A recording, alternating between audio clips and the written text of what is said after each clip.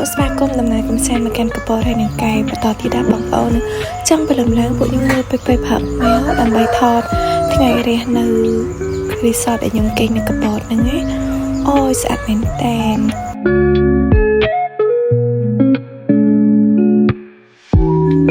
បន្តមកទៀតពួកខ្ញុំក៏ចេញពីរីសតហើយទៅញ៉ាំកាហ្វេហើយកន្លែងញ៉ាំកាហ្វេហ្នឹងគឺស្អាតខ្លាំងណាស់កន្លែងកពតជិតរីសតដែលខ្ញុំគេងហ្នឹងជិះមកទៅ5នាទីបងប្អូនទៅលេងកពតអត់ខ្វះទេកន្លែងសบายបន្ទាប់ចេញពីកន្លែងកាហ្វេហ្នឹងទៅពួកខ្ញុំក៏នាំគ្នាទៅលេងនៅសមាគមនេសាទភូមិថ្មីខេត្តកែបដើម្បីមើលព្រៃលិចទឹកហើយនិងព្រៃកោងកាងអូយដើរលេងក្រុងរៀងសบายយើងត្រូវដើរព្រៃខ្លះដើម្បីឲ្យរំហាអារម្មណ៍តិចចឹងណា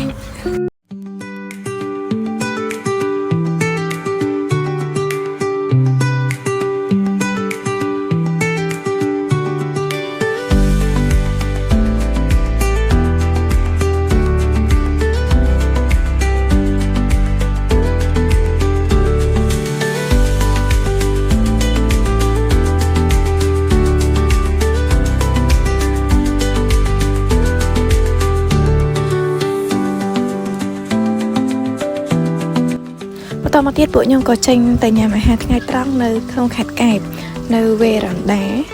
ហើយនៅកន្លែងហ្នឹងយើងអាចញ៉ាំអាហារថ្ងៃត្រង់ហើយយើងអាចមុជទឹកលេងនៅក្នុងអាងទឹកនៅនឹងបានទៀតអូអាកាសធាតុនៅកន្លែងហ្នឹងវិញគឺឡើងត្រជាក់ហ្មងតាចុះទៅគឺត្រជាក់ខ្លាំងណាស់ហើយរៀងមានអារម្មណ៍ថាសប្បាយហ្មងណា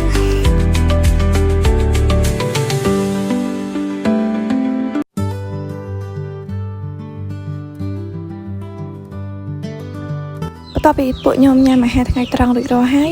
ពួកខ្ញុំនាំគ្នាទៅលេងនៅកាហ្វេភ្នំដែលនៅជិតហ្នឹងយើងគ្រាន់តែដើរទៅដល់ហើយដើរមកផ្លែត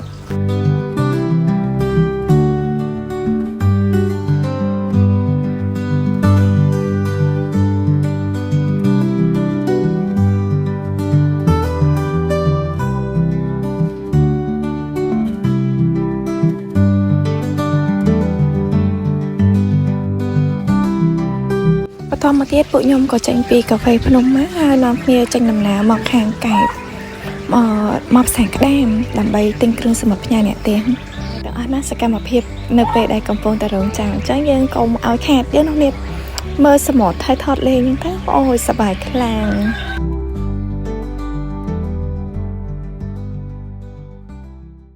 បងបន្តមកទៀតពួកខ្ញុំក៏ត្រឡប់មកផ្ទះវិញអញ្ចឹងវីដេអូខ្ញុំមានតែប៉ុណ្្នឹងឯងអរគុណច្រើនបង